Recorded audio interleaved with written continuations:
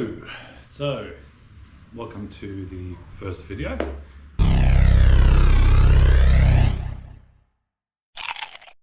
Behind me I've got a BARRA-GT86. It is a 2014, seen better days than what it is now, but the goal is to convert it into a drift car, which we'll see how we go.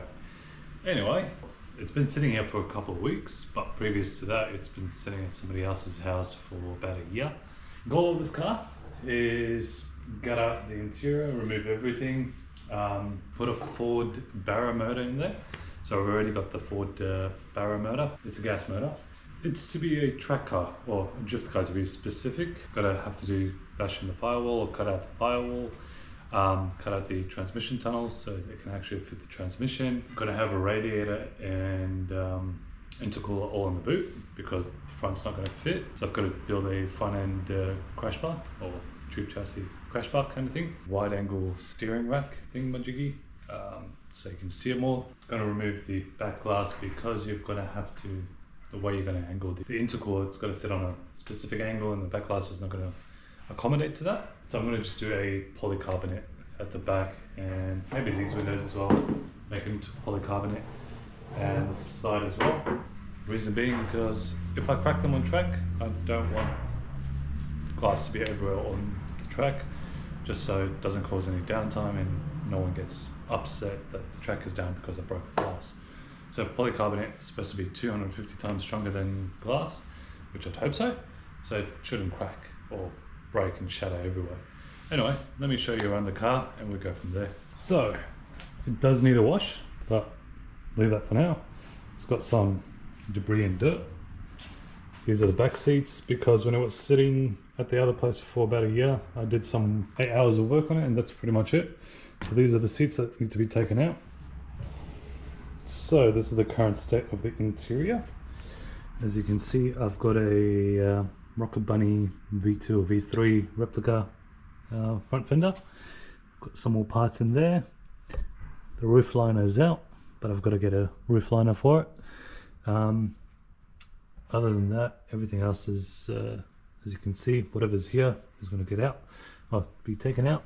I'm going to remove the front, I don't know, the dash holder, and remove the heater box, I believe that is.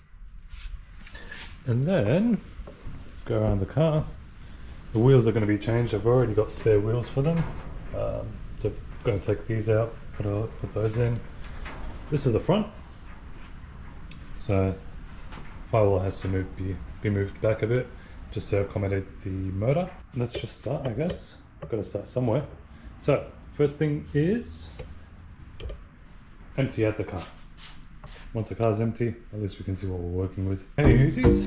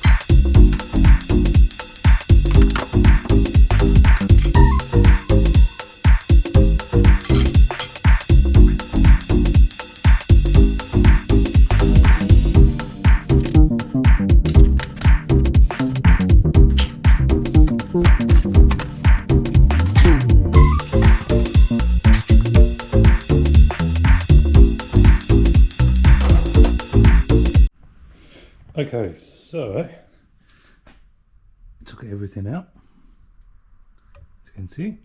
Now what I'm going to try to tackle is everything else that's remained that hasn't been come off, that didn't come off or didn't take off previously. So let's get to it.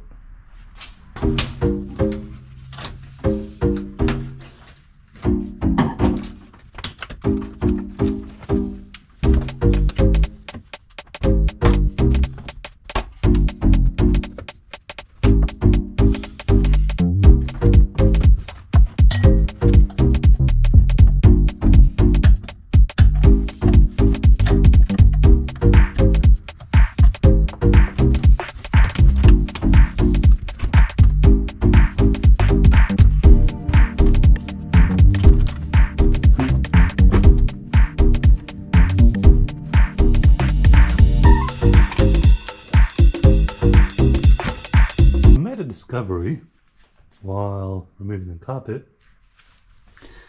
Found a lighter, where was it? City Bud, and $2.10 and a cockroach. Yay! Yeah. So the carpet's out, which is a good thing. Now it's time to start removing all the electrical cables that we don't need. There's a bunch there, a bunch under there, and I'm just going to remove the insulation as well. Other than that, you've got the door trims, which most probably I'm going to keep, just because why not? Unless I get a raw cage, which then I'll have to remove because I believe the speaker housing is going to interfere, but we'll see about that. Actually, found some more coins. That looks like, oh wow. So $5 in total. I'm gonna go coin hunting now. So I bought this car for $2,000 and that's $5, so $1,995. Let's continue. So I decided instead of doing the electrical on the inside, there's a bit of trim in here which might as well remove, so I can conclude the trim removal. And there's the not here, but the panel which sits on top of the just under the glass. So let's get that removed first.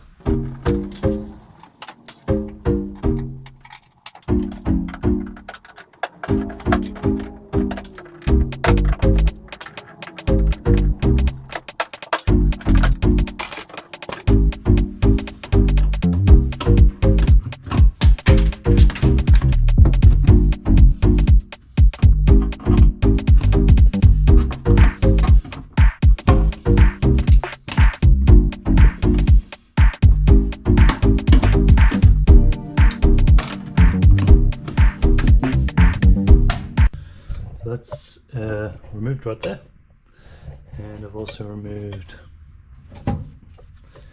that right there. That's pretty much it. And then we've got to remove that one. Bugger. And you've got the side ones. Those just cover the airbags, so you've got the two seat belts at the back, which better remove now. Airbags had been removed, so not stressing about that.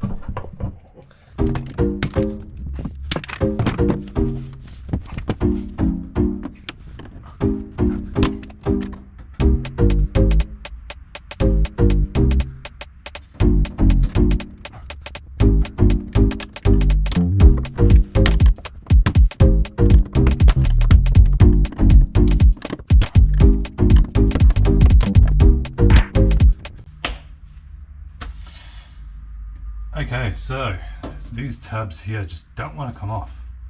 So what I'm going to do is just leave them on for now.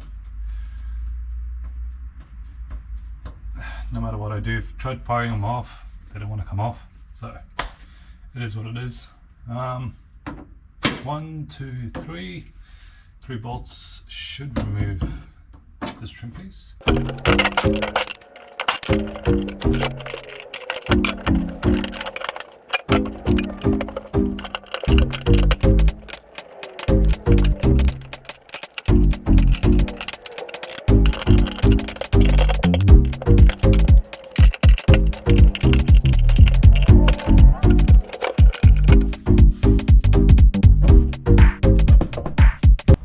All the plastic bits have come out now, as you can see. So those blue tabs, I just left them there because they're a pain to remove. Anyway, now I'm going to start removing the wiring. I'm going to start at the back. Reason being is, number one, I don't need any wiring the boot lid. Coming down. So the only wiring that goes to the boot lid is for the lights, which is in here. I'm going to keep the latch, whatever they call it, the cable for the latch, which is right here, leaving that. And the key I'm going to leave for now until I can figure out where this cable is going to. Once I can figure out where this cable is going to, just to here. Yeah. I might remove it completely and try to figure out a different way to open and close my boot. So let me remove this for a second, we'll go from there.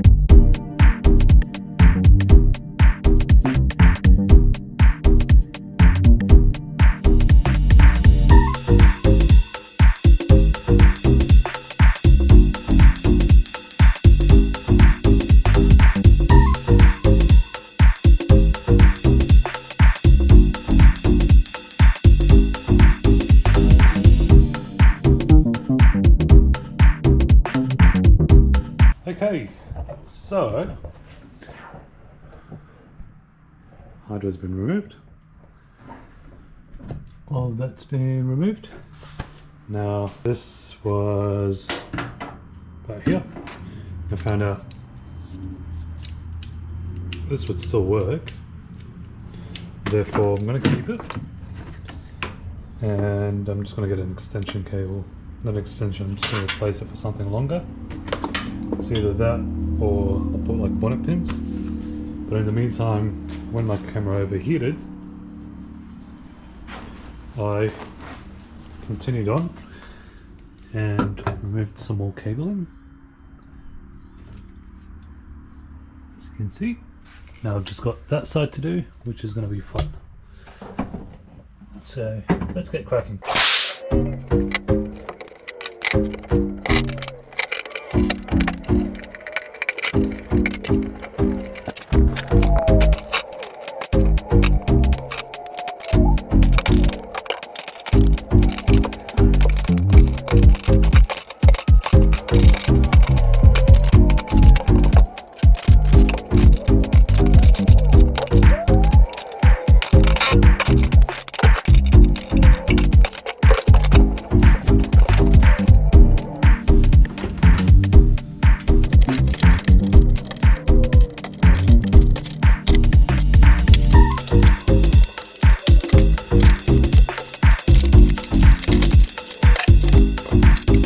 As you can see, majority of the cables have already been out. The only cables I've left is this cable here, the black one. Reason being is because it goes to the fuel pump, which I don't know if I could get the plugs of them, so I left that. I left the sensors. I believe they would be the speed sensors on the wheels, because there's two, and don't know if there's any other sensors underneath there. And then at the back, the only cables I've left is one for the headlight and the tail lights. Same thing here. And that's pretty much it. There's nothing else. What else is left is the cables down here. So these cables are going to be very annoying. Reason being, because these go through the firewall, and some of them go across. And to remove those cables and the sound deadening material, you'll have to remove this frame.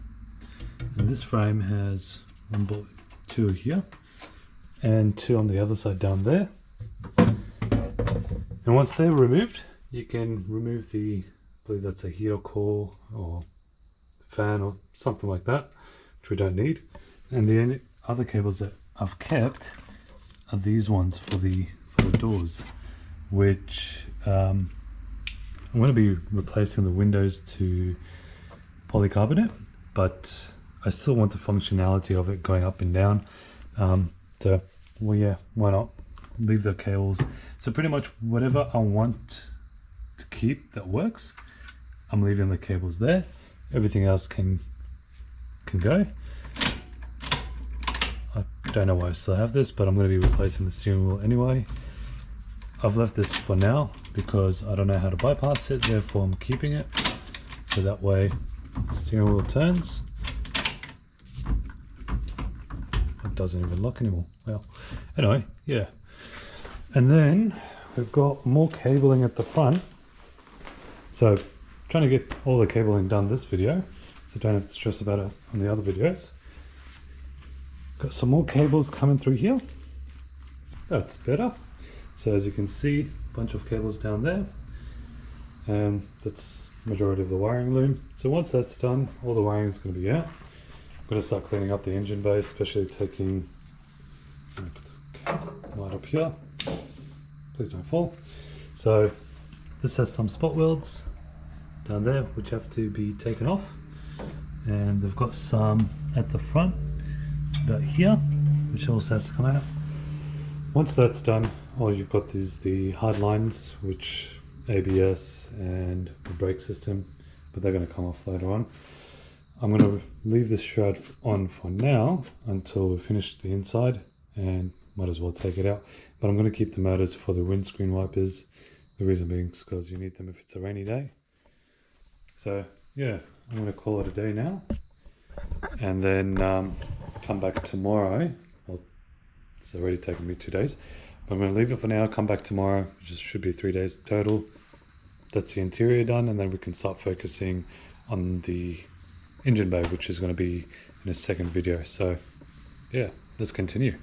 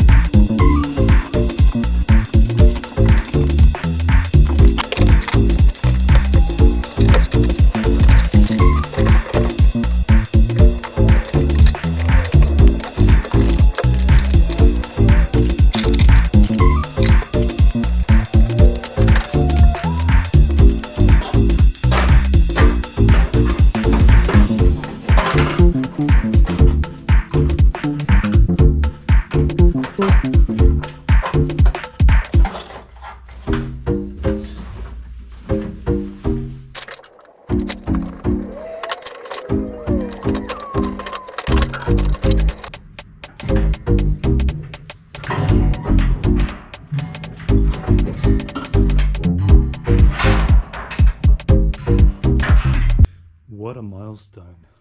So all the cables that are not required are out of the car, especially the big one.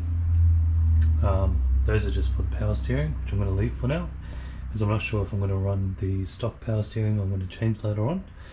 I've got the gas release cap right there, and then I've wired in, found an extension cable for the boot, which is right there somewhere, and then I've got the rear taillights cables. Nothing else from here other than the door ones. And then while doing that, so I pulled off that big wiring piece, a wiring loom, which is out. Now all that's left is to clean up this piece right here. So I've got a belt grinder that will remove that. Once that's done, I'm going to remove the lines. I've got to go through them, see which ones I need, which ones I don't. So let's carry on.